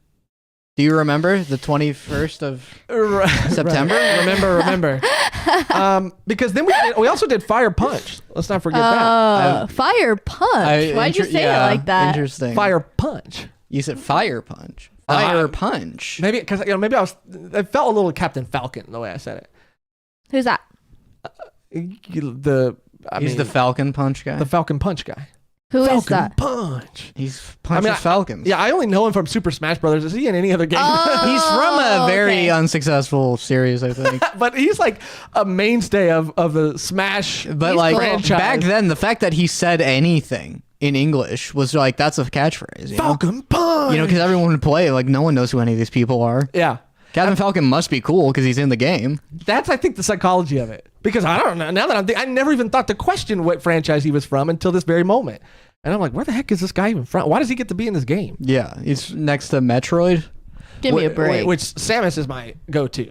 Is my main. Yeah, Samus. It's a laser cannon. You can't beat that. Yeah. My go-to is Kirby. I could see that. That's solid. Yeah. Mm-hmm. I could see that. Because he's a cosplayer. He is a cosplayer. He eats people and then he transforms into them. Mm-hmm. He's a cosplayer. And so you eat people. Both of the things. And you transform into them. Isn't that crazy? So it's like the signs were always there. You are literally Kirby. Wow. Crazy. Wow. You guys really jumped the gun with that one. You think we jumped the gun? I don't think we jumped the gun. I think we hit the nail on the head. Oh, that's a better. Mm-hmm. Yeah. You're right. I'm Kirby. We did finish Fire Punch before Chainsaw Man. Okay. Because it was complete. Yeah, and it was like, it's like 7-8 volumes. This will be an easy one to do. Not emotional easy, but I also kind of wanted to go through some of the comments on some of our videos. I don't know how to do it. I mean, we have it on our outline here that we're gonna do a little behind the scenes of the cosplay, and then we're gonna get to the secret. You know what? I think we'll go with it. We'll go with that because I have here. For those of you who are commenting and being very complimentary, thank you so much on Megan's cosplay, and the only reason I say thank you so much is because, you know, it was a group effort and it was a team effort to put this thing together, and it was a challenge. But I have this queued up here in case anybody is curious, and these are videos that, you know, if we have more time, I'd love to make. But Megan did not want her face shown in this picture. No, it looks crazy. I have 2 eye patches. No, I'm just kidding. I was trying to. Wait, are you wearing that? Yeah. Yeah. So in order to make this, you know, it's made out of a leather, and in order to make it, to get the stencil or the pattern that was like fit to her body specifically, we had to like wrap her in clear wrap and then tape, and then draw the armor onto the tape, and then cut it out and make a pattern out of those patterns on paper, and then trace that paper onto the leather, cut the leather out, and then put it all together. And so here you can kind of see the behind the scenes, the process of all of it. And I think it came out great. I mean, I think it, you know, I mean, we were pretty worried at a couple points that it wasn't. And I'll tell you this much: that's leather you use. And it smells fantastic. I'm like, what is this, a new car? I've been really soaking it in over here. I know, it's really reeking. Yeah. Leather and paint. I'm like, I mean, that's a great combo, dude. Almost better than gas. Wow. Gas I kind of do like the smell of like old books and gas. Gas is... What is that? I don't know. Because every time I breathe in gas, I'm like, this can't be good. What's the instinct here? What's the instinct? Because it's Why terrible. does it smell so good, though? Yeah. But it's insane. Because it comes from the earth. How could something bad for you come from the earth? Yeah, it's like, get a big old whiff. And I wish we would have been able to film sort of the building of all this. Yeah. But it was just like, it was really crunch time. For those of you who remember, I mean, I said it in a couple lives, but I was planning on or trying to, make a Berserker helmet. And, just because of time and everything, wasn't able to do it. So I just had to paint these pauldrons, I think they're called, that I've used on previous episodes. I just had to paint them black, which is crazy because...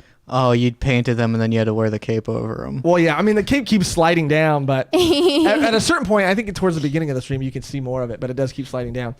But yeah, I basically have painted these now, I think 3 separate times. Like they came brown. I painted them silver, which you saw in like our clip montage. Yeah. And then I had to paint over the silver and make them black.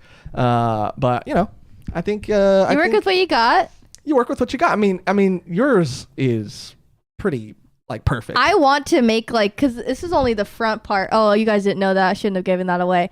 But it's only the front part. Yeah, so I'm gonna cut that out. Just cut it out. Cut it out out. of the It's live. not like it's live or anything. Yeah. Everyone forget that. But I could totally like wear this to a con. I just have to get better shoes.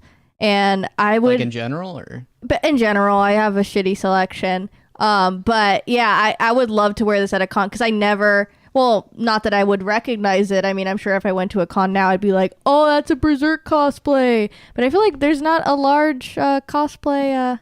Because Guts, I mean, you just have to have the sword. I mean, it's just like a whole thing. Yeah, anyone could do it. Yeah. I mean, but I also feel like Guts is such a hard character to cosplay. Because yeah. You have to have a lot of swagger to go with it. And That's like you true. gotta I'm doing this now for the live, for the audience, for you guys. And I love it. But like I would to wear to a con. Because if you saw someone else who pulled off Exactly. Guts, that's why it's like, yeah, like I could be Corcus, but I could never be Guts. And I feel like it's not an option. I'm too short. I feel like I could do a Serpico, Oh. Yeah. I could just like get a big circle and just dress as an eclipse and then follow you around. Oh, that'd be really cool. Or you could cosplay Griffith when he's all bandaged up. That's not bad. Yeah. That's actually because you got to be anonymous. You got to have with your the entire- helmet, with the helmet, too? and then everything just bandaged up, and you're just like, Just take pictures of you like sitting on benches and stuff. We yeah. should have wrapped you in bandages. Oh my From head to toe. god, we're dumb. Or dumb. We're dumb. Or dumb. But yeah, Casca Shirke, like, gotta happen soon. I want to make like Shirke staff. Like, I'm going full throttle with these Berserk cosplays. Yeah, and I might, because I still have all the patterns cut for the Berserker helmet. I might, build it, put it together, and make a video on it. No promises, because with everything else, it's a lot. But I still do want to get. So we saw her behind the scenes. Uh-oh. I think that means It's time for my behind the scenes. Okay, all right, where cool. I put this on. Okay, yeah, cool. We have that queued up. Yeah, right? queued up. These It's are- just him turning on the shirt. These are actually 2 different shirts. Yes, and you want to talk about maybe the quality of the fabric, the weight, the what do they call it again when it's thread count? The thread count. There's a lot of them. Oh, and I could tell. Yeah. It does look like heavy, but like light at the same time. Yeah. And that was the behind the scenes for Cody's corner. We have one more donation, and then I want to reveal our secret that we've kept close to the chest. Before that, from Fyrax. Fyrax says, I caught the stream. Berserk to me is not just about struggling, but hope. The light at the end and overcoming to end up better despite the struggle. Couldn't have said it better myself. Literally couldn't have said it better myself. Wait, do you not have pictures of yourself setting that costume up? No, my behind the scenes thing was going to be Oh, I was trying to set that up. Oh, yeah, no, because mine was just like painting, and my cape keeps kind of falling. Inhaling the paint. The footage is just me inhaling paint for an hour, and I didn't think that'd be interesting. No. I just want to talk about, towards the end here too, and then maybe we can go through some of the comments at the very end. But I want to, on some of our videos, because I have that pulled up too. Recording these episodes. So what a lot of people may or may not know is that, when we started recording these, we actually recorded our first episode ever before Miura's passing. And what was so crazy, the week before, like it was like a week before, and the day it was like the day we published it, like it was like a couple days. Oh, like right when we published it, I think he passed away like the next day or the day after that. Yeah, it was crazy. It was crazy, and especially like seeing like you guys were much more like, I can't wait to find out about this world too. Like, and then it's just like, and then it's just the worst thing to happen. I know. I'm so excited about this new thing I've discovered. Yeah, and it was obviously tragic, and it was obviously very sad, and I say it also so that there's more context to this secret that is about to be revealed. After our first episode came out, and the reception was fairly positive, I think mostly, if not completely, positive. Mm-hmm. We decided to continue and to go on and to complete what we call a volume done on Berserk. And because of the passing and because of just the weight of it all, we felt like this, I think, very real sort of pressure to like not feel like we were, because it is an ugly thing online, I think, where like it does feel, and I don't mean to like take away from anybody and the content that they make, and I'm not saying that everybody does this, but I do think that sometimes things can feel like they're kind of cashing in on tragedy. Mm-hmm. Yeah, that feeling where you're like, no, this was right before. I know. It was just like, I mean, we just loved this story. This unfortunate thing happened and we wanted you to continue. We already planned to continue to read it. And just the thought of people being like, oh, these people are only doing this because Miura passed away. It's just like, oh, no. And it is weird because then it's like, oh, but then that results in the opposite of celebrating the work someone did if you're like worried about view. Yeah. It's a thing where you're just like, all right, we just have to. Yeah. We have to take one hit. Yeah. You can't get too in your head about it. I mean, and again, like, for us going forward, like once that happened, I think our goal after that was to make sure that we were just covering it with as much respect as possible, and that we were celebrating the work, and again, not trying to just cash in on something that had a tragedy that had just happened. And so it was a very interesting period, and it was a very interesting time. And to be clear, I don't think we had anyone accuse us of that. No. It was just a fear in the back of your head. Yeah. Yeah. So I say all that to say this, that this is like leading into like our second ever episode on Berserk that we ever did. And I think it's when we started to go into the Golden Age arc, I think. Yeah, because we just did the Swordsman arc. Yeah. And because of all of the pressure, this is a Easter egg. This is this is what we like to call a behelit. So Betchy. This is a Betchy. This is a Betchy. You Betchy. If you go back and if you look at the second, I'm pretty sure it's the second one Berserk episode we ever did. We recorded that episode, and it was, like I said, because of all those emotions, there was a lot of pressure and it was challenging. We were new to the series too, and so we really wanted to do our job well. So we did the episode, and it was great. We felt like we walked that line. We balanced, everything we were doing perfectly. Cut to me in the editing bay. And, I'm feeling pretty good about, what we just did. And lo and behold, do I notice, and I just need to get this off my chest, guys. I couldn't take this. It's been a year. Yeah, I couldn't take this to the grave with me. Lo and behold, I noticed that for whatever reason, there's a point in the episode where I am confused, because again, this was only the second episode we'd ever done, about whether it's Griffith or Griffin. Okay. And to be fair, Griffin made more sense. He's a bird guy. Be fair, there was a point in the episode where I said, "Isn't it Griffith?" And Josh looks at me and says, "No, I think it's Griffin." And I go, "Yeah. Oh, you're probably right." And then I change we're all saying Griffin. We all switch over to Griffin. We all switch. Yeah, we all started saying Griffin this, Griffin that, Griffin this.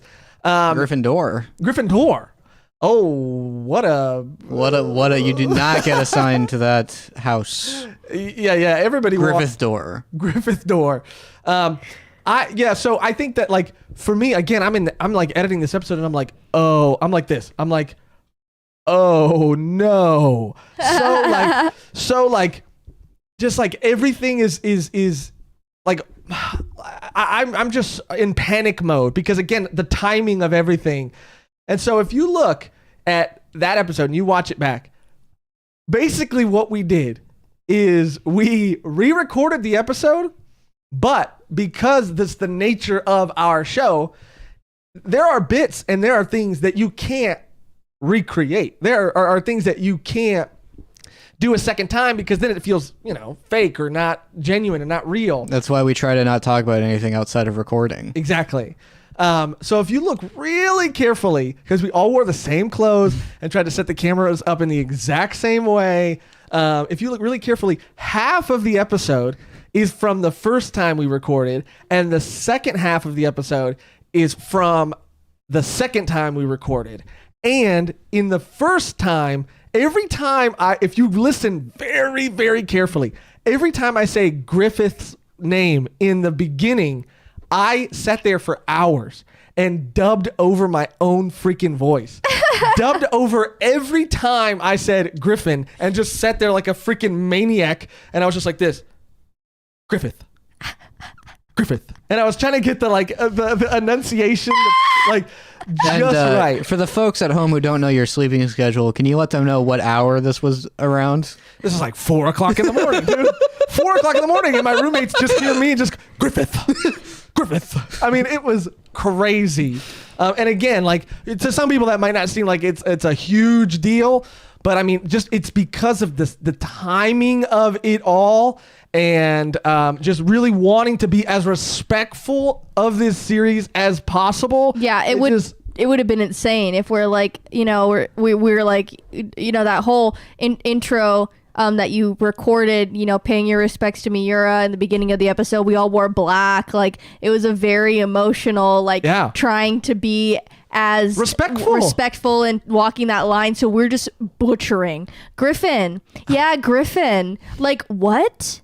Yeah, it was just, it just felt so, it was like crazy feeling to just like watch it all like happen after the fact and just sitting there alone, like editing the episode, like, what have I done? You say it so many times. I said it so many. You refer to every character by their name, which I never do. That's the good part of that strategy. Yeah. But I was so confident too. And we've only re-recorded an episode probably like 3 times. Yeah. 3 times. Yeah, in max. The totality. I think we've each been like, we was way too tired for that. We did it wrong. Yeah. Or I was like, oh yeah, we were too like tired all. Yeah, we were too funny. Yeah, it was too good. We don't want too many subscribers right now. Yeah, exactly. There was that one episode that did happen. Yes. Every episode. Oh, right. Yeah. But yeah, it was crazy because, again, we just wanted to be as respectful as possible. And so, I just had to get it off my chest and I just wanted to say it and I just wanted to put it out there and I wanted you guys to know. I was tired of lying to you guys and I wanted you guys to know the truth. Do we want to talk about the other episodes we've recorded? Sure, why not? We're just hanging out, having fun. Let's do it. We were recorded To Your Eternity. Yeah. Because we were too funny. We made too many jokes in that one, and we didn't really see the severity of the situation at hand and what it meant. I watched the whole anime. Amazing, you guys. Can't wait for season 2. But yeah, we had to re-record that one. That was one where it's like we're all like one of us like initiated, and then we all went, yeah, I want to read it. We were all like, yeah, absolutely, let's redo that one. Yeah, I think that to kind of like add on to what you said, Megan, it was also that like the anime was just about to come out too, and it is a beautiful series. And we were just like, I think I love that we're silly and I love that we make jokes, but I mean, we barely even like took it seriously at all. It was just joke after joke after tangent. And it's not even that like, yeah, I'm sure some of them were really funny, but it was also like the most absurd. We were just saying the most absurd. Like we went on this whole rant about the bear, or the bear and the fight between him and the bear. And it was like the whole episode. And it was just like at the end of the recording, we're like, oh, we didn't even really talk about the significance of anything. It's an hour and a half. And we're like, oh, we forgot to talk about the story. Yikes. And then the other one was, and these are the only three. So it was the Berserk one, it was To Your Eternity, and then the other one was just the Jujutsu Kaisen one. And that is obviously just because still, but especially at the time, but even still, it is just like such a huge series that people love more than I think people have loved anything in a long time. I mean, that's what it feels like. It feels like there's really not a lot of people online, that have anything really like harsh to say about it. I'm sure if you really looked, you could find people, but it does feel like the majority of people were praising it. And we had critiques and things that we didn't love about it. And we kind of like piled on a little too hard and put that all at the very beginning of the episode. So all we did in that case was just say like, okay, let's not be dishonest and let's not say those things. Let's still say how we really feel, but let's just put that at the end. Yeah. To rope them in. To trick them. Yeah. And put some juju on them. Some jujitsu on them. I mean, that barely counts as an add-on. I know. No. Yours was good, but mine, yeah. Okay. Because she did a pun and then you just said the title. Yeah. I know. Right. I know. We got some donuts. We did get some donos. There's 3 here, so let's just go round robin style. Cody, you want to start with the first one? Moses Aya says, Cody, finally tell us for which episodes he did not read the manga to complete the Volume 1 lore. It was one of the early ones. You know what? I can think of one, and it was probably the Slice of Life. One of them was for sure a Slice of Life you picked, and I didn't read it. And I believe it. I just went off context clues the entire time. And Drifting Classroom, that's the episode that was revealed on, which is, I think, a great episode. But, you could see it. A lot of views on that and one. I'm trying to be casual. I'm so casual. I'm like, I see it in his eyes, and I go, okay, let me just kind of scroll through here and go beat by beat. Yeah. You were feeding him. I was. Feeding him. Oh, yeah. I remember in Drifting Classroom, we had the manga, and Megan caught on and just slowly would like, I'm going to be... Yeah, you know what I like about the students being in a drifting classroom? Yeah. And it just, you got really lucky that the manga was there. Yeah, I know. Like, it was one of those episodes where we just had the manga. I bought it. Yeah, but I'm saying I wanted it. You could probably see him reading it like over. You can. No, you can. You absolutely can. Yeah. Megan, you want to read the next one?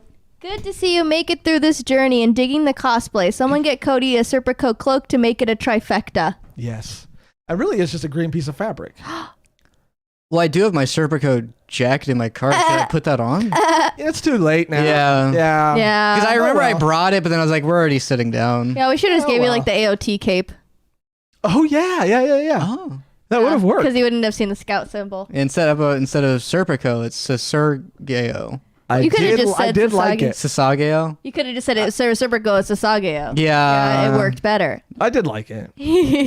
Fyrack says, one could say episode 2 fit the theme of struggle. It really did for you. I mean, he was branded. He couldn't go to sleep. He was staying up all night for the demons to get him. It really was. Which you should look into. Yeah, I mean, we've been telling you. It'll heal. But it doesn't. It reopens every night. Yeah. But I mean, it's fine. I enjoy the company of demons. Yeah, I guess so. I mean, the only other thing left to do really was to just kind of maybe go through some comments and see if you guys, want to. Again, it's going to be hard to bring this stream to an end because this is it. This is Berserk, and what an amazing journey it has been. If you guys did want to vamp a little bit, maybe we can go through the comments. We don't have any pulled. I have our channel and our playlist up, and maybe we can go through and just kind of react to some comments that people made. But maybe while you guys vamp, I could kind of go through and look at that. The comments. Yeah, and pull it up for everybody else to see. And I would like, Jonathan does point out that at the very least you wouldn't have known I didn't read it if I didn't say anything. No, never. For sure. Absolutely not. Absolutely not. Oh, we got another donation from Mr. Stealing Your Waifu. Oh, shoot. Did you guys read Kentaro Miura's memorial one-shot written by Koji Mori? I highly recommend it. Thanks for making some of my favorite content on YouTube. Feels good to have you back, Cody. Aww. I didn't read it either. I didn't even know it was a thing. No, I didn't read it. Dang it. There's another book, too, that I think, would be really interesting to read. And it might be this guy or this book, maybe, but it might not be. But there's another book that is a guy who's just like he breaks down and has wrote an analysis to everything in Berserk, and it's published, and the cover is awesome. It's got like a skull on it, and then the skull has the brand in its forehead. Oh, that's good. It's like one of the coolest covers I've seen. And it's about just like this guy, like every theme, every meaning, every, everything, even every theory, he's written in published in this book. And I would love to check that out. Yeah, it looked pretty sick. I mean, we did get the field, the guidebook. That was pretty cool. Oh, we got another donation. This comes from AEU. I discovered you guys after Miura passed. I was halfway through Berserk then. I have been watching you guys since. You guys are awesome, and you're the only patron I subscribe to. Love from London. Woo! Thank you so much. Thank you. I'd love to visit London. Oh, me too. That'd be fun. That'd be great. I mean, I'm a certified. I mean, I'm basically, I'm a certified, London, citizen because of my Doctor Who fandom. That doesn't make you one. I would like to bring some tea with me and throw it into their harbor. Oh wow, yeah, that's aggressive. That seems kind of passive aggressive. I should say. Well, yeah, after that whole taxation thing they did, you're not past that. I'm still mad. Oh wow. Well, I mean, you're entitled to your own emotions and feelings, and cool. I'm gonna go. I don't know what the first thing I would do. I mean, I would get in a phone booth for sure. Oh yeah, of course. Do they still have those? I mean, oh, they might not. I mean, they're not gonna have that kind of phone booth, but don't they have like Wi-Fi booths? Maybe. I mean, that's something that I think America can do better. Have cooler phone booths. We don't even have phone booths anymore. We have pay phones. Barely. That's because they haven't bothered removing them. Yeah, no, literally there's payphones around. They do not work. You're gonna drive from California to Vegas, and you see like one payphone in the middle of the desert, and you're like, I can't imagine having to need that. Like how bad things are. Mm-hmm. Yeah. We got another donation, and it's from psyched you guys out. We got it from Kevin. Kevin Fetnan says, any plans for a 10K celebration? And Kevin, let me just say this. As of right now, all we know that we got to do it bigger and better than every celebration that we've done before. And that's the pressure, but that's also the blessing. So you've only done one at 1K? And then 10K, right? I thought we did a 3K. Or a 5K. We did I feel like another one. I think we did 3, then 5. Or no, we were supposed to do 3. Yeah. We did a 5 for sure. It's so crazy. I mean, we record these and we just do them so often that it's hard to keep track of everything. But whatever it is, we got to do it bigger and better. And we got to start planning that and figuring that out. Mm-hmm. And we got to maybe get more confetti guns, and we got to get maybe even confetti cannons this time. Whoa! Have it on the other side of the studio. Have someone shoot it at us. In our face. Yeah. Right in our face. Yeah. Right. No. Maybe, yeah. No. Yeah. Maybe we'll pack one of the little things with little rocks in it too. Yeah. Okay. All right, now I'm a little more on board. It'll be like a Russian roulette. Yeah. Yeah. I'm down. I do have this pulled up, and just for giggles, let's go through this and let's see what episode this was. Berserk is okay. So this is from our first one. This is from our first one ever. So let's see kind of, And again, this is this is a flashback for us. And I think our big look at Bizarre. And it's so cool when you see someone who's been there since day one. Mm-hmm. 9 months ago. Wow. Bizarre, a member of the community, great guy. One of the few listeners, viewers that we actually got to meet in person. Fun fact. Great guy. Let's see. And Will too. I mean, you don't know how many people maybe have gone back, but I mean, again, when we say that we really do, see names and recognize people and feel like a genuine connection with them, we mean it. I think our big question in this episode was on whether or not, I think that now that I'm looking at it in the comments was the idea or the question of, and I think, Cody, you said it pretty eloquently on the episode, but, if we could even talk about a series as big as Berserk, as loved as Berserk, and would it be even fair to judge it off of Volume 1? And going all the way back now, I mean, you said it, I think, and you've said it since then, that, you're supposed to be putting your best foot forward, even in these, writing books like the fantasy fiction formula. I mean, in novels have even said that it's recommended that in the first sentence, your first sentence should hook somebody. And I think that's something that I think we were a little skeptical or questioned within ourselves, like, how fair is it to really give our thoughts on this thing? And I think that was more of a concern when all we heard was people saying, like, you can skip the Black Swordsman arc. Mm-hmm. But then I think a lot of the episodes being like, I don't know why people tell us to skip it. This was a good intro. It was fantastic. Mm-hmm. It was fantastic. And before this person goes, because they said that they do have to go, we have to shout out the Hawk of Light, who says he has to bounce out. But thank you guys for doing this. This was amazing. Re-experiencing Berserk through you guys. Also, shout outs to the Berserk community. One of the best ones there is. True that. And I love the Berserk fandom. Taking it all the way back to the first episode, I completely agree. Just since the beginning, they've been great. Yeah. And, I think you can judge it based off its opening because it had a good opening. Yeah. Yeah.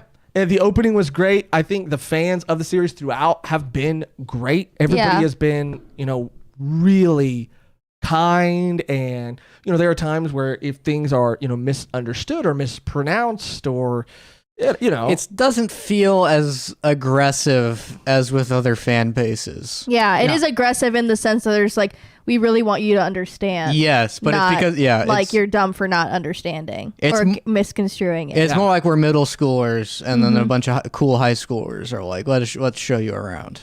But there have been series in fandoms that it does feel that way.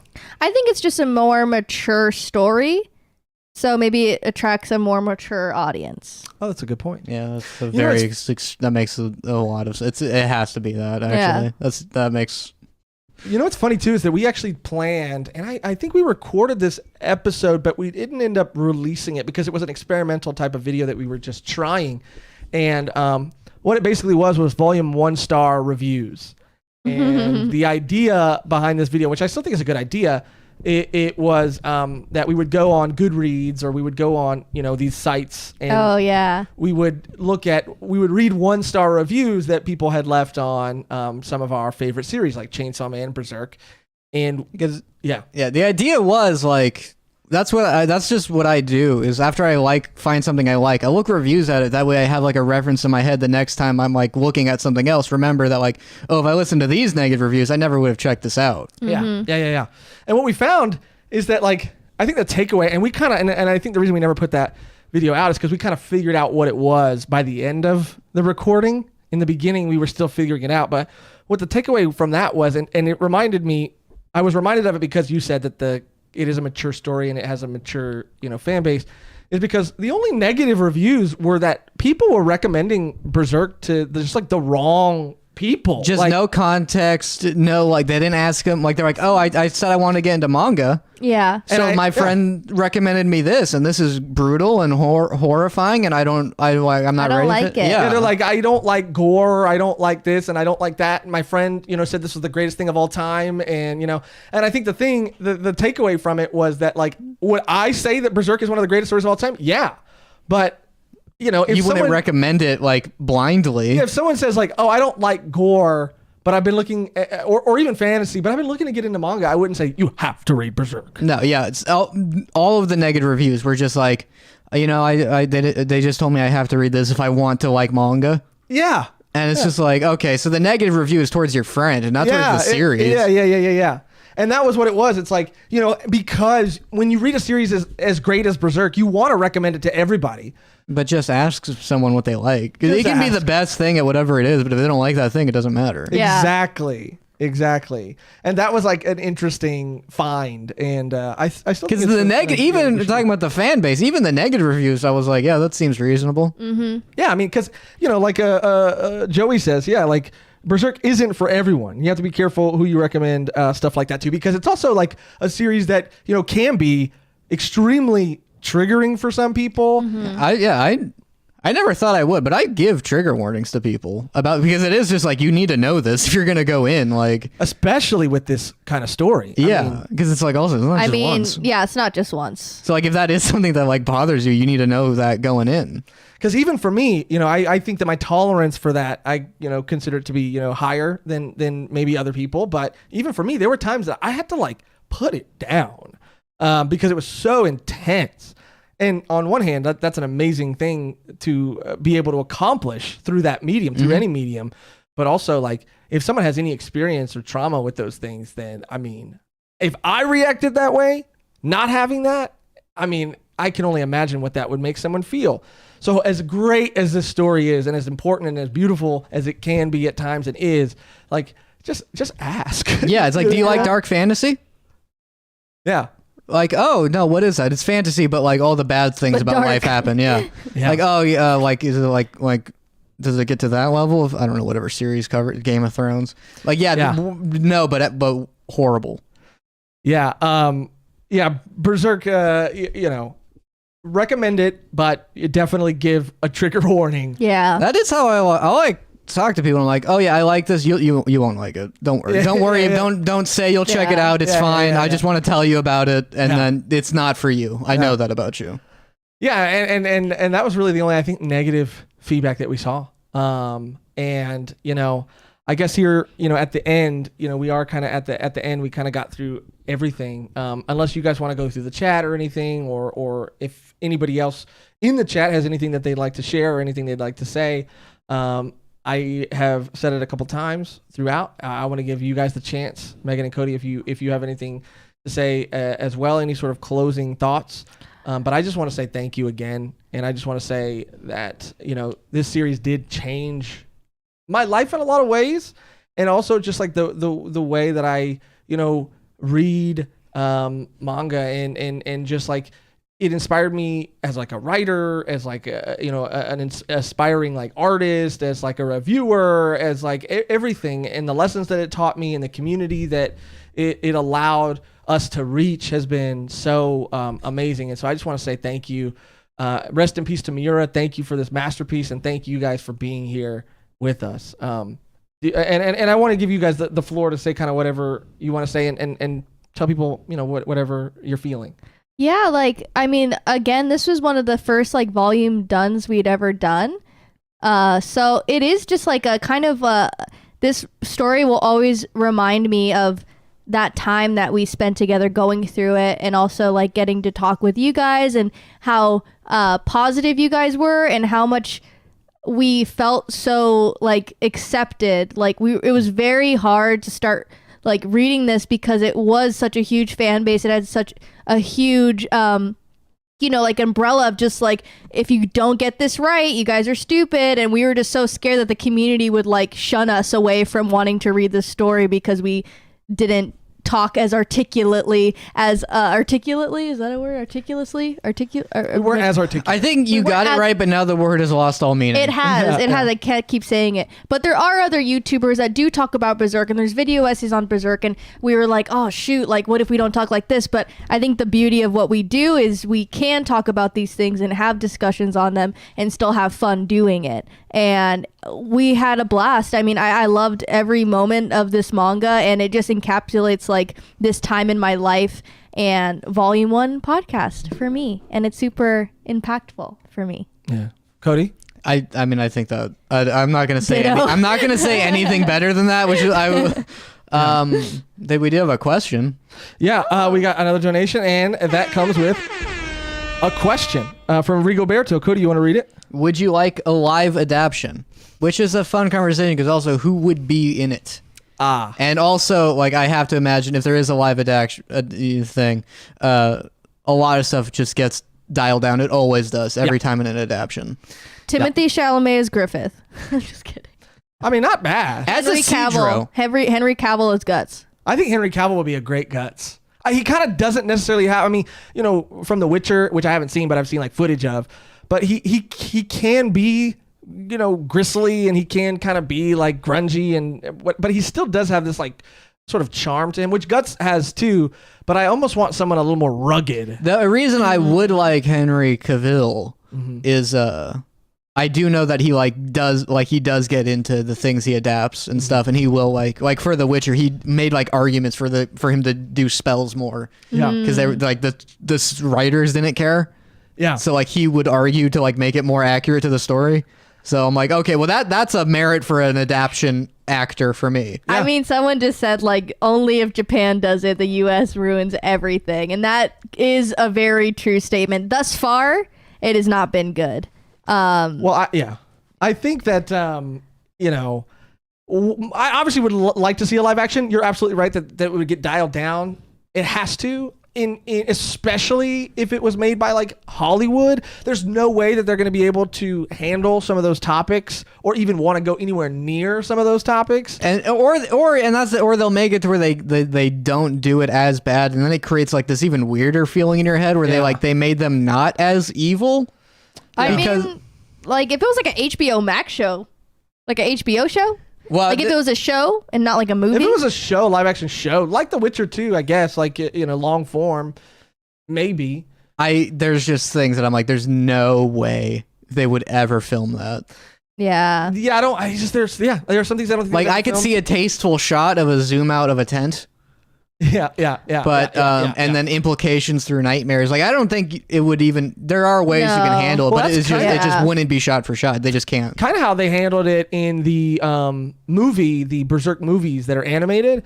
You know, they kind of they kind of did that where they implied the trauma through nightmares and flashbacks, and you know, I did think it was done tastefully, I guess, and it was done, and it didn't take away from, I don't think, the story. I think the movies, the animation is kind of lacking sometimes, the animation in the movies, but I think like it's the best Berserk like outside of the manga that I think we have.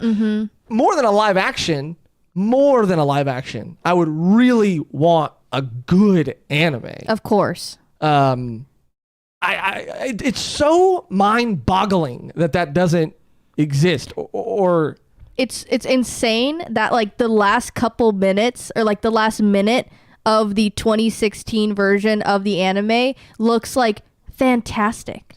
Like it should have looked the entire time. It is all like 2D, like really well done, really beautiful. Dude, it's so weird. The weirdest thing I've ever. No, it's literally makes so me weird. So mad because it's just like we're just gonna, because they do that throughout the series, the anime too. Like they'll give you shots of 2D that look great, and then the end is just like a slap in the face. Like, yeah, it could have looked like this whole time, but we just didn't want to do that. Yeah. Sorry. Yeah. People are offering their suggestions for casting if we want to. Yes, let's go through those that a little. So you know, we got Nicolas Cage's Puck, which I'm unironically for. I could see that. I could see that. Zoe Kravitz as Casca. Is that a good one? Zoe Kravitz would be great as Casca. Yeah, I'm trying to think who else would even. Joaquin Phoenix as Corcus. And then he gets his own like solo movie called Corcus. Just called Corcus. Yeah. And he dances and stuff. I mean, I think Joaquin would maybe, he definitely would fit in the Berserk world, but I don't know if Corcus is the role for him. Because Corcus, you need like a smarmy, you know, I don't know, slimy, but also kind of like you hate him, but you kind of love to hate him. Yeah, and then every now and then he does something you're like, okay, well you're kind of cool.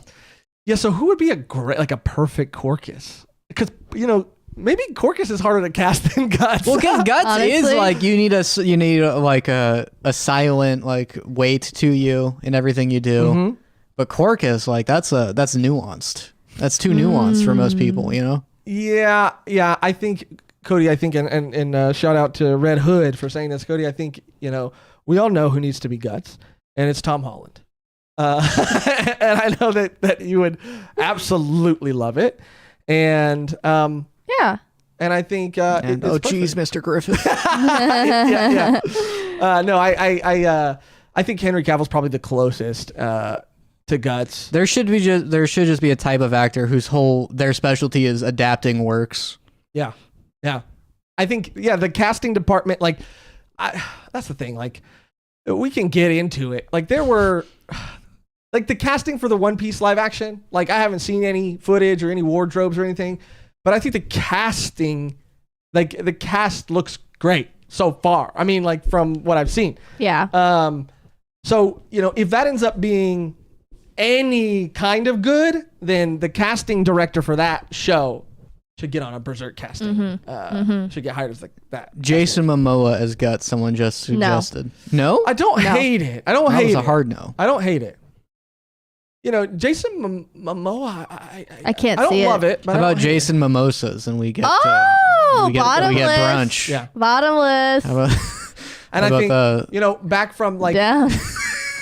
if we could time travel and if we could pick like actors from any point in their career, Patrick Swayze as Guts. I don't know about that. Okay. I mean, I just wouldn't like it. Or what's his name? Oh, him? Oh, I like that more. Yeah, you like it more. What's his name? Ash. Oh, yeah, Bruce Campbell. Bruce Campbell is Guts. But he's a little too crazy. I think Prime Bruce Campbell. But he wouldn't. They would be like, don't do all that weird shit.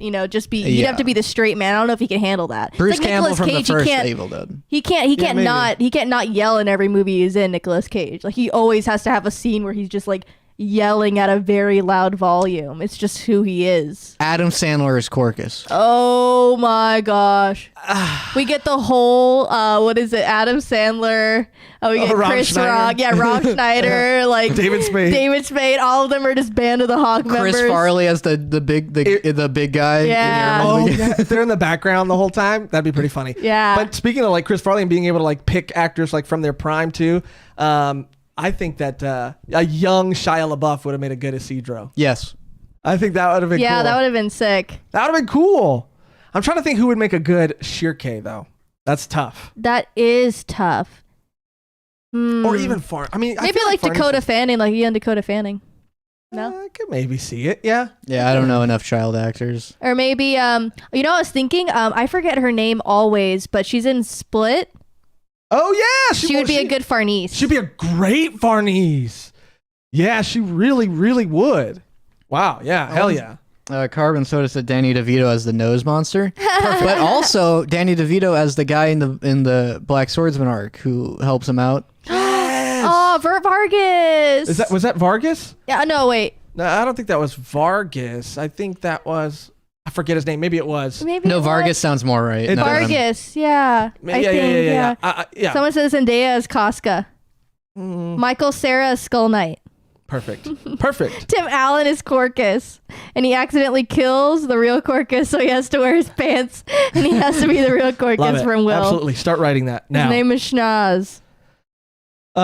I would love to see a live action, but I think before that, I would love to see an anime, and even a live action. If it got announced, I would be so nervous, so scared, so skeptical.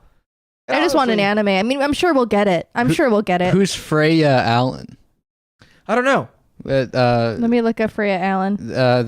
Sarah said that for Sharky. That's I wonder. Yeah, let me know when you look her up because I might. Red Hood just suggested Carl Urban. Carl Urban is. Oh my man. For Guts. My man. Because he has range. He does, and he's done Judge Dredd. So if he's done Billy Butcher. So if you were gonna do someone who like starts off being basically Dredd and then gradually warms up to being like that guy from Ragnarok. Oh yeah. Shirky. Yeah. That Sharky. Who was I gonna say? I had Jerry Seinfeld's Skull Knight. I do like that. Come on, you guys. There was who's the guy? You sacrificed your best friend to the eclipse? Yeah. I mean, come on. It's to become the God Hand, Jerry. I gotta become the God Hand. Who's the cowboy guy? Who's like, well, I remember back in my day, things were a lot simpler. What's that guy's name? Someone tell us in the chat. I don't know his name. I always forget. The Hey There Pilgrim? I think so. Because he'd make a good Godo. The blacksmith. Yeah, I can't even. Yeah, what's his name? But, if anything, YouTube and the algorithm should recognize us and this chat, and we should be in charge of casting the Berserk live action series, because it's not going to be a movie. We're the head of casting. Sorry. Yeah, we're saying it's going to be a show, because you can't cram everything into like 3 movies. Sorry. No, it's too much. It's way too much. No, Sam Elliott. That's how we got the Avatar movie. Yeah, that is how we got the movie that doesn't exist. In my eyes. You're talking about the Last Airbender movie that they never made? That group of 10 people throwing a rock? Beautiful. That they talked about making, and that even a trailer came out for it, but that the movie never came out. That was so weird how it just didn't. That was really interesting. Yeah, I think it was like something to do with something else pushing it back. I think it's coming out soon though. I remember they canceled it after you said you were going to pay the director a visit, and then they canceled it. Yeah, whatever happened to that movie? Yeah. Someone did say it's writing itself, and yes, it is. We are at the 2-hour mark, and I think it's time that we leave you guys. But we do want to say thank you again. I hope you enjoyed this look back and this discussion on the final chapter. Hopefully, there will be, while they won't be like Berserk read-alongs or read-throughs, and it will probably be a while before we read through the series in its entirety again and cover it on our channel. It would be nice to do other types of Berserk videos now that we do understand the series as a whole and can talk more knowledgeably about its magic systems and its arcs and its characters and things like that, its world. So it might not and probably won't be the end of Berserk videos. It'll just be the beginning of a new type of Berserk videos. But thanks again, and we love you guys. Yeah, thank you guys for coming. It was so much fun, so emotional. I'm so sad it's over. Yes. Oh, I'm so sad it's over. I can't believe it. I'm never gonna see Guts again. I mean, I will, but just like in your dreams. In my dreams. So with all that said, guys, thank you again.